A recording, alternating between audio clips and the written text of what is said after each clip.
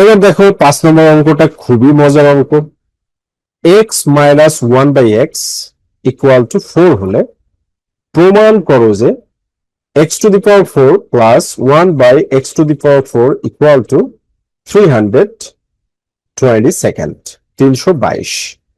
তাহলে আমাদের বাম পক্ষ কি দেওয়া আছে? বাম পক্ষ হচ্ছে x⁴ plus x x divide x⁴। তো আমরা যদি এটাকে ভাঙি তাহলে আমরা কি পাবো? এক্স স্কোয়ার আর এর উপরে হোল স্কোয়ার, এক্স স্কোয়ার উপরে হোল স্কোয়ার, ঠিক আছে, প্লাস 1/x² তার উপরে হোল স্কোয়ার। এটাকে আমরা ভাঙলাম, রাইট? যেহেতু আমাদের মান দেওয়া আছে x-1/x, তাই না?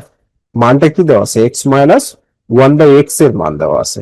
তো আমাদেরকে তো x-1/x এ যেতে হবে, যে যাওয়ার জন্য আমরা ভাঙছি, ঠিক আছে।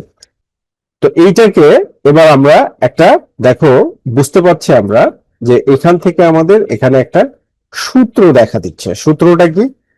এক্স, এটাকে যদি আমরা এ ধরি, x² যদি এ ধরি আর 1/x² কে বি ধরি, তাহলে কি হচ্ছে? a² প্লাস b² এর সূত্র।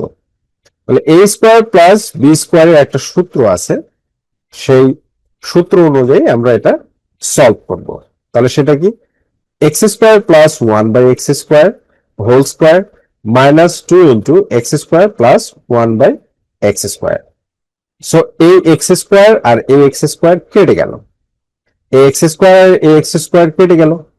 কেটে যাওয়ার পরে এবার দেখো, এখানে আমি আরেকটা লাইন করে দিই, তাহলে শুধুমাত্র আমাদের এই লাইনটা থাকে, মানে x² plus 1/x² whole square. এটা থেকে আমরা আবার কি দেখতে পাচ্ছি? দেখো, a প্লাস বি হোল স্কোয়ারের সূত্র, তাই না? আমরা এটা থেকে আবার কি দেখতে পাচ্ছি?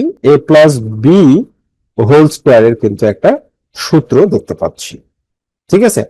তাহলে এইখানে দেখো, আমরা a plus B whole square একটা সূত্র প্রয়োগ করব। সেটা কি? সেই সূত্রটা হচ্ছে যে x-1/x হোল স্কোয়ার, যেহেতু আমাদের x-1/x ইকুয়াল টু 4 দেওয়া আছে, প্লাস 2ab, ঠিক আছে, প্লাস 2ab। এবার এখানে ax আর ax টা কেটে দাও, দিয়ে এর উপরে কি? Whole square, right? এর উপরে হোল স্কোয়ার, কারণ এই যে এই হোল স্কোয়ারটা, তারপরে -2, এই যে এই -2।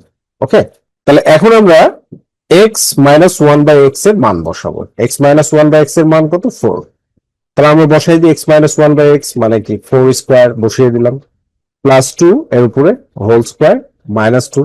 তাহলে 16 স্কোয়ার কত? মানে 4 এর স্কোয়ার হচ্ছে 16, 2 এর স্কোয়ার হচ্ছে 4 -2, so 18 whole square, 18 whole square.